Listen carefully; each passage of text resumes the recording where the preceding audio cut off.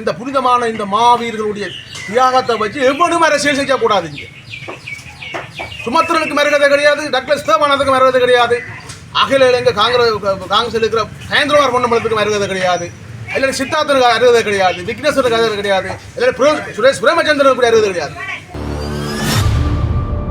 இனி ஒரு அரசியல்வாதிகளும் இருக்கிறார்கள், குழப்பறது குட்டிய குழாய் போட்டு கூத்து பார்க்கறதுக்கு இருப்பார்கள், அதெல்லாம் இருக்கிறார்கள். டக்ளஸ் தேவானந்தா ஸ்ரீலங்கா அரசாங்கத்தோடு சேர்ந்திருந்து ஒரு தமிழருக்கு என்ன செய்தார் என்றதை நீங்கள் ஒவ்வொரு மக்கள்கிட்டையும் கேளுங்க. பல வேலை வாய்ப்புகளை எடுத்து கொடுத்தா அவன் சொல்றாரு. அதே நேரத்தில் வேலை வாய்ப்பு எடுத்து கொடுத்தாருன்னு சொன்னா சும்மா எடுத்து கொடுத்தாரா? இந்த முறை சரி போன முறை சரி தேர்தலில் பேசுறதற்கு அதுக்கு இந்த போராளிகளை பற்றியோ போராட்டத்தை பற்றியோ பேசுறதுக்கு ஒன்றுமில்லாம போயிடுச்சு. முந்தைய சுமந்திரன் அவருடைய செயல்பாடுகள் எல்லாம் தமிழ் மக்களின் தேசியத்துக்கு எதிரானதாக தான் இருந்தது. அதை மக்கள் ஒட்டுமொத்தமாக யாழ்ப்பாண மக்கள் அவரை தூக்கி எறிந்திருக்கிறதால அது எனக்கு ஒரு மிக மகிழ்ச்சி. ஆனால் இதே மாதிரி இனிமேல் எவரும் மக்களை ஏமாற்றக்கூடாது. உண்மையிலே நின்றால் பல காலமும் ஸ்ரீலங்கா அரசாங்கம் தென்மாகாணத்திலிருந்து அரசாங்கங்கள் இனவாதம் மதவாதம் பேசி போராட்டங்களை பேசி போராளிகளை பற்றி பேசி இதுகளை பேசித்தான் அவர்கள் முன்னுக்கு வந்தவர்கள் இந்த எலெக்ஷனில். இந்த முறை சரி போன முறை சரி தேர்தலில் பேசுறதற்கு அதுக்கு இந்த போராளிகளை பற்றியோ போராட்டத்தை பற்றியோ பேசுறதுக்கு ஒன்றுமில்லாமல் போயிடுச்சு. முந்தைய அந்த நேரம் வெற்றி அளிக்கிறது. ஆனால் அனுரகுமார திசநாயக்க என்ன சொன்னால், இந்த அழகான இலங்கை நாட்டில் வாழுகின்ற மக்கள் எவராக இருந்தாலும் என்ன இன மத பேதம் இருந்தாலும் இல்லாமல் எல்லாம் ஒற்றுமையாக வாழ வேண்டும் இருக்கு. அவர்களும் தங்களுக்குரிய இறந்த ஆத்மாக்கு சந்தோஷமாக கொண்டாட வேண்டும் மனநிலை அவருக்கு சுத்தமாக வந்திருக்கு சொல்லிக்க எங்களுக்கு இதில் இருந்து புரிஞ்சு கொள்ளுங்க. தமிழ் மக்களுக்குரிய பிரச்சனை அத்தனையும் சுகமாக தீர்ப்பார்ன்றது எனக்கு ஒரு நல்ல நம்பிக்கை இருக்குது. அவர் திட்டவட்டமாக சொல்லியிருக்க உண்மையில் எங்களுக்கு 100% அவர்கள் நாங்கள் வாழ்த்துகிறோம் என்று சொன்னால், உண்மையில் இறந்த போராளிகள் எல்லாம் அவரை தந்த சகோதரங்கள் மாதிரி நினைச்சு சொல்லியிருக்கிறார் என்று சொன்னால், அவரும் ஒரு காலத்தில் அவற்றை வரலாறுகள்லேயும் இப்படிப்பட்ட போராட்டங்கள் இருந்திருக்கு. நான் இந்த வரலாற்றில் போராட்டங்களில் இந்த நான் நினைக்கிறேன் சாதாரணமாக 72-73 ஆண்டில் தான் சேகோராவாக இருந்திருக்கும்னு நினைக்கிறேன். நான் கண்ணூடாக பார்த்தேன். நான் கண்ணூடாக ஈப்ரிட் சில்வா பஸ் ஸ்டாண்டு சொல்லி இருக்குது. ஈப்ரிட் சில்வான்ற டூரிஸ்ட் பஸ் இருக்குது. அந்த பெரிய லக்ஸரி பஸ்ஸில் தான் அந்த காலம் இப்போ அந்த கம்பெனி வேலை செய்கிறாங்க.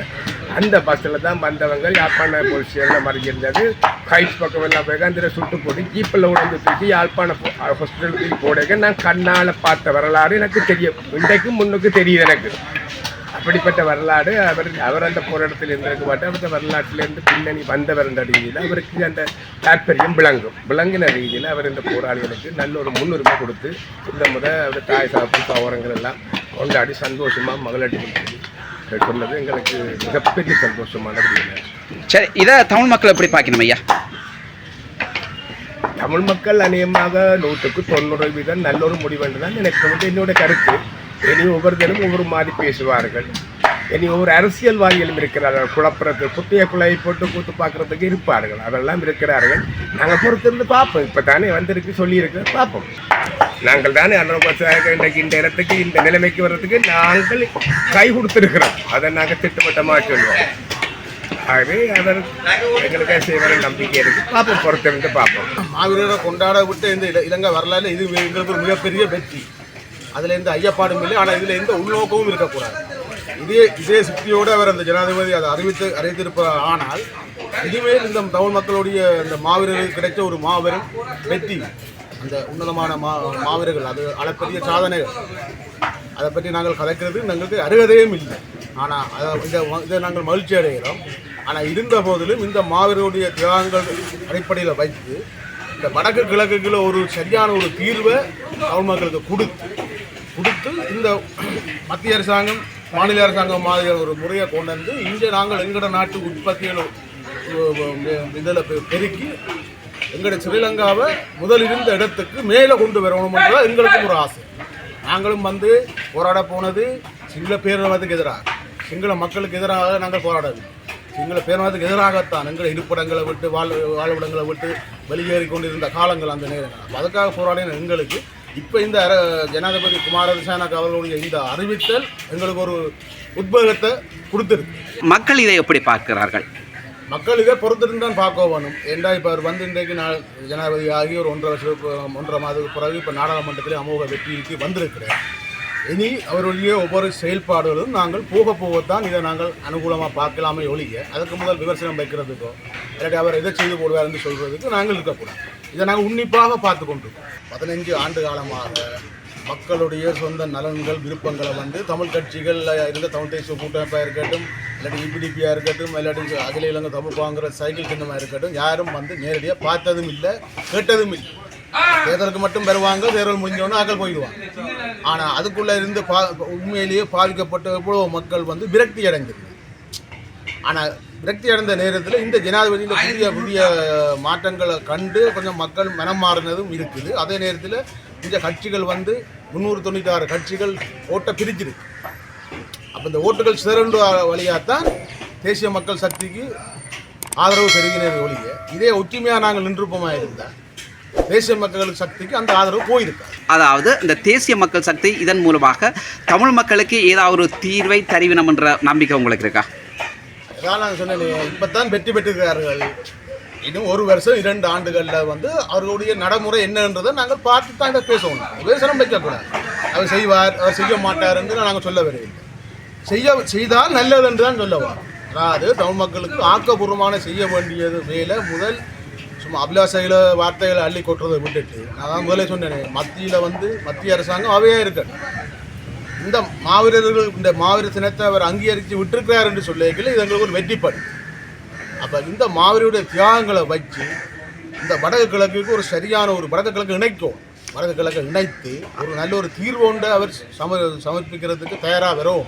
அதுக்கு நாங்கள் எங்களோட தமிழர் கட்சிகள் இருக்கிற அனைவரும் இனி இந்த விட்ட தவறுகள் எல்லாத்தையும் தூக்கி எறிஞ்சு போட்டு ஒற்றுமையாக நின்று ஜனாதிபதியோடு சேர்ந்து பயணிக்கும் போது தான் நாங்கள் அங்கே இருக்கிற சில எங்களுக்கான இதை தேவைகளை பெற்றுக்கொள்ளத்தான் வேணும். பெற்றுக்கொள்ள இல்லைன்னு அது இந்திய அரசாங்கத்தோடைய அதான் இந்தியா மத்திய அரசாங்கத்தோடையும் நாங்கள் ஒன்றானது தான் கேட்கும். அப்படின்னா இலங்கை அரசாங்கத்தை மட்டும் நம்பக்கூடாதுன்றீங்களா? இல்லை இலங்கை அரசாங்கத்தோடு நாங்கள் பேசுகிற போதும் எங்களுக்கு பக்கத்தில் இருக்கிற இந்தியா மத்திய அரசாங்கமும் எங்களுக்கு தேவை. இந்தியாவை நாங்கள் பகைக்க இயலாது. இந்தியாவோட அனுகூலமும் இதில் தேவை எங்களுக்கு. அப்போ அந்த ஒரு தீர்வை பற்றி நாங்கள் இனிமேல் ஒரு சிங்கள மக்கள் தமிழ் மக்களுக்கு ஒரு சண்டை சச்சரவு இல்லாமல் ஒரு ஒற்றுமையாக எங்கள் இந்த ஒரு ஸ்ரீலங்கா என்றுக்குள்ளே நாங்கள் வாழக்கூடிய மாதிரி ஒரு தீர்வு திட்டம் மட்டும் வைக்கணும். நாங்கள் விலை கொடுத்து விட்டோம், அதிக விலை கொடுத்துருக்கிறோம். கிட்டத்தட்ட நாங்கள் 50,000க்கும் மேற்பட்ட மாவீரர்களை கொடுத்துருக்கிறோம். எத்தனை பொதுமக்களை இழந்திருக்கிறோம், எத்தனை சொத்துக்களை இழந்திருக்கிறோம், எத்தனை போராளிகள் கை கால் கண் டென் என்று சொல்லி அது ஆனால் சொல்ல முடியாது. அவ்வளோ விலை கொடுத்த எங்களுக்கு எங்களுடைய ஸ்ரீலங்கா அரசாங்கம் இந்த அனுரகுமார திசாநாயக்கா ஒரு முன்மாதிரியாக வந்திருக்கிறார். அப்போ அவருடைய செயல்பாடை நாங்கள் இனி மிகவும் அவதானமாக இருந்து நாங்களும் இந்த நாட்டுக்கு எந்த விதமான ஒரு வன் செயலையும் செய்யாமல் அந்த நாட்டு மக்களாக இருந்து எங்களோட இதை நாங்கள் பேசி பெற்றுக்கொள்ள முயற்சி செய்ய வேண்டும். சரி, அதே நேரத்தில் அதாவது நீங்கள் கடந்த வாரம் ஒரு மிக முக்கியமாக ஒரு செய்தியை சொல்லியிருந்தீர்கள். சுமந்திரன் என்பவர் விரட்டி அடிக்கப்பட வேண்டும், அவர் ஓரங்கட்டப்பட வேண்டும், மக்கள் அவரை நிராகரிக்க வேண்டும் என்கின்ற ஒரு செய்தியை சொல்லியிருந்தார்கள். நிச்சயமாக அவரை மக்கள் நிராகரித்திருக்கிறார்கள். இது எப்படியே பார்க்குறீங்க நீங்கள்? அது நான் அந்த எங்களுடைய எண்ணம், அதாவது சுமந்திரன் வந்து அவருடைய செயல்பாடுகள் எல்லாம் வந்து தமிழ் மக்கள் தேசியத்துக்கு எதிரானதாக தான் இருந்தது. அதை மக்கள் ஒட்டுமொத்தமாக யாழ்ப்பாண மக்கள் அவரை தூக்கி எறிந்திருக்கிறதால அது எனக்கு ஒரு மிக மகிழ்ச்சி. ஆனால் இதே மாதிரி இனிமேல் எவரும் மக்களை ஏமாற்றக்கூடாது. மக்களுக்கு நேரடியாக மக்கள்கிட்ட குறைகளை வந்து சொல்லுங்க, நாங்கள் என்னத்தை கரைக்கணும் என்ன செய்யணும்னு மக்கள்கிட்ட எங்கே மக்களுக்காக தான் அரசியல். மக்கள் பிரதிநிதிகள் நாங்கள் போகிறது அவர்களோட குடும்பத்துக்காக நாங்கள் தேர்ந்தெடுக்கப்படுறது இல்லை. எங்களோட ஒட்டுமொத்த மக்களுடைய அபிலாஷைகளை ஒரு அரசியல்வாதி நிறைவேற்றும். அந்த இது தேர்தலுக்கு வாரது, தேர்தலுக்கு பின்னால் அடுத்த கட்டத்துக்கு வாரது, பேக்காட்டுறது, ஏமாத்துற வேலையெல்லாம் மக்கள் சரியாக விழித்து கொண்டு விட்டார்கள். இனி இந்த மக்களை யாரும் ஏமாற்ற முடியாது. எவராக இருந்தாலும் அவர்கள் மக்களுக்கு சரியான முறையில் நடப்பார்கள் இருந்தால் மக்கள் அவர்களை ஆதரிப்பார். முன்னாள் கடற்றொழில் அமைச்சராக இருந்த டக்ளஸ் தேவானந்தா அவர்கள் வரலாற்றிலே முதற் தடவையாக இம்முறை நிராகரிக்கப்பட்டிருக்கிறார். இந்த செய்தி எப்படி பார்க்கிறீர்கள்? இந்த நிராகரிப்பு நடக்க வேண்டிய காலம் அது தாமதமாக தான் நடந்திருக்கு. ஏன் அப்படி சொல்றீங்க? ஏன்னு சொன்னால் டக்ளஸ் தேவானந்தா பொறுத்தளவில் அவர் தமிழ் மக்கள் ஸ்ரீலங்கா அரசாங்கத்தோடு சேர்ந்து இயங்கி கொண்டிருந்தது கிட்டத்தட்ட இப்போ 34 ஆண்டு காலமாக சேர்ந்து இயங்கி கொண்டிருக்கிறார். அவரால் இவ்வளவோ செய்திருக்க முடியும்.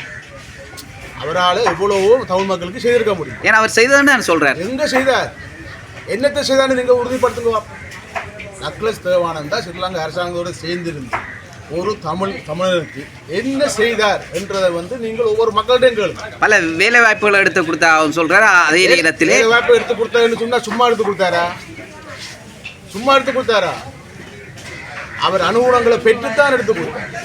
அதுலேயும் தனக்கு ஓட்டு போட்டவர் மக்களுக்குத்தான் அவர் செய்திருக்கிறார் ஒழிய ஓட்டு போடாத இந்த போரில் கைய கால இழந்தவனுக்கு என்ன செய்தார்? ஏதாவது கூப்பிட்டு கதைச்சிருக்கிறாரா, பார்த்துருக்கிறாரா? ஒட்டுமொத்தமா எல்லாருக்கும் தான் செய்து அவர் சொல்றாரு. இல்லையே, எங்க நிகழ்வர் இந்த நாங்கள் தன்னந்தனியே தான் இருக்கிறோம். என்ன மாதிரி நீங்க வேணுமென்ற அந்த போரில் பாதிக்கப்பட்ட இதுல எல்லா மக்களிடையும் கேட்டு பாருங்கள். டக்ளஸ் தேவானந்தா அவங்களுக்கு என்ன செய்தார் கேட்டு பாருங்க. வித்தியாசம் தெரியும். அதே நேரத்தில் ஈழ மக்கள் ஜனநாயக கட்சி EPDPயினுடைய ஊடக பேச்சாளர் என்று சொல்லப்படுகின்ற ஐயாத்துரை சிறு ரங்கேஸ்வரன் அவர்கள் அவர் தன்னுடைய செவியிலே சொல்லியிருக்கிறார், முன்னாள் போராளிகள் 12,000 பேருடைய விடுதலைக்கு தாங்கள் தான் உத்தரவாதம் கொடுத்தாலும் தங்களுடைய பணிப்பின் பேர் தான் அவர்கள் விடுதலை செய்யப்பட்டதாக கூட அவர்கள் சொல்லியிருந்தார். ஒரு காலமும் இல்லை. 12,000க்கு மேற்பட்ட போராளிகள் ICRC அதாவது செஞ்சிலுவை சங்கம் ஊடாகத்தான், செஞ்சில் சங்கம் தான் பொறுப்படுத்தி அங்கே முகாம்களை வைத்து அதுக்கு பூசாலை வெளிக்கந்த அது ஏற்பட்ட முகாம்கள் இருந்தது. அந்த மக்கள் அவருடைய சரணடைந்த போராளிகளை அதில் கைகால் இல்லாதவங்க காயப்பட்டாக்கள் எல்லாருமே இருந்தது. அது வெளிநாடு அதுக்கான சாப்பாடு உணவுகள் எல்லாம் ஐநா அமைப்பு ஊடாகத்தான் அந்த சாப்பாடு எங்களுக்கு வந்து கொண்டிருந்தது. ஏன்னா ஸ்ரீலங்கா அரசாங்கத்தை அந்த நேரத்தில் ஸ்ரீலங்கா அரசாங்கத்துக்கு அவ்வளோதுக்கு இயலாது. அவ்வளோ பேரையும் வச்சு பார்க்குறதுன்றது ஒரு 3 நேர உணவுலேருந்து உடுதுணியிலிருந்து குடிதண்ணி வசதியிலிருந்து எல்லாமே அது உலக நாடுகள் செய்தது.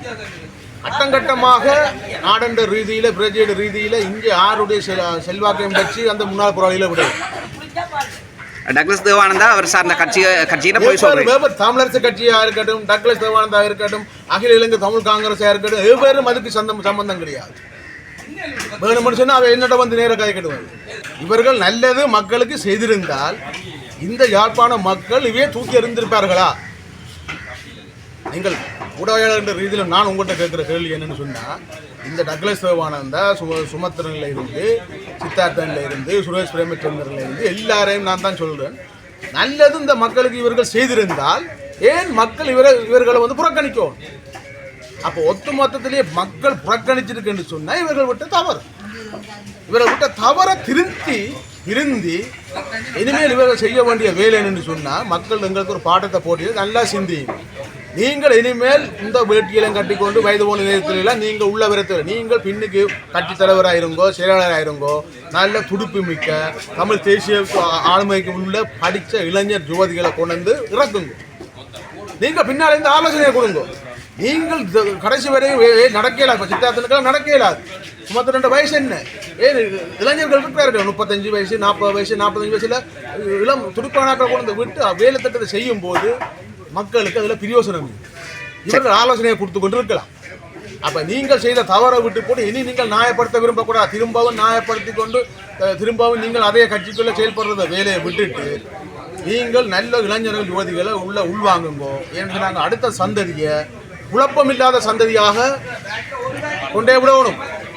திரும்பவும் இந்த குழப்பத்தை அடுத்த சந்ததியை கொண்டு விட்டு எங்களோட தமிழ் மக்களுடைய பிரச்சனை எல்லாத்தையும் நாசமாக்க விரும்பாதே. நாங்கள் விதைத்தது எவ்வளவு என்றது பொறுமதியை வச்சு தான் நான் உங்களுக்கு சொல்றேன். நாங்கள் பட்ட துன்பங்கள் துயரங்கள் எல்லாம் அளப்பல அது எல்லாருக்குமே தெரிஞ்ச விஷயம் தான். ஆனால் இதை வச்சு யாரும் இந்த மாவீரரை வச்சோ இல்லாட்டி விடுதலை புலிகின்ற போராட்டத்தை வச்சோ யாரும் அரசியல் செய்யாதே. அதுக்காக அருகதையே கிடையாது. அது சுமத்திரனா இருக்கட்டும், இல்லாட்டி கட்சி தமிழரசு கட்சியில் இருக்கிற எவராக இருக்கட்டும், இல்லாட்டி EPDPயா இருக்கட்டும், ஒவ்வொரும் இந்த மாவீரர் தியாகத்துக்கு யாரும் அருகதையற்றவர். அவர்களை வச்சு தயவு செய்து அந்த மாவீரர்களை கொச்சப்படுத்தியோ இல்லை அந்த மாவீரர் தியாகத்தை வச்சு நீங்கள் யாரும் பரப்புரை செய்ய வேண்டாம். அது மக்களுக்கு தெரியும். எப்படி ஒரு 5 மக்கள் குடும்பத்துக்கு ஒரு மக்கள் சம்மந்தப்பட்டிருக்கு. ஒரு அண்ணன் இழந்திருக்குது, தங்கச்சி இழந்திருக்கு, அக்கா இழந்திருக்குது. இந்த போராட்டத்தின் இந்த புனிதமான இந்த மாவீரர்களுடைய தியாகத்தை வச்சு எவ்வளவு அரசியல் செய்யக்கூடாது. இங்கே சுமத்திரனுக்கு மறுகதை கிடையாது, டக்ளஸ் தேவானந்துக்கு மறுகதை கிடையாது, அகில இலங்கை காங்கிரஸ் இருக்கிற கயேந்திரகுமார் பொன்னம்பலத்துக்கு மறுகதை கிடையாது, இல்லாட்டி சித்தார்த்தனுக்கு அறுகதை கிடையாது, விக்னேஸ்வருக்கு அறுகதை கிடையாது, இல்லாட்டி சுரேஷ் பிரேமச்சந்திரனுக்கு அறுகதை கிடையாது. ஆணித்தரமாக நான் சொல்றேன், அந்த மாவீரருடைய தியாகத்தை யாரும் கொச்சப்படுத்துவதற்கோ இவருக்கும் இடம் இல்லை.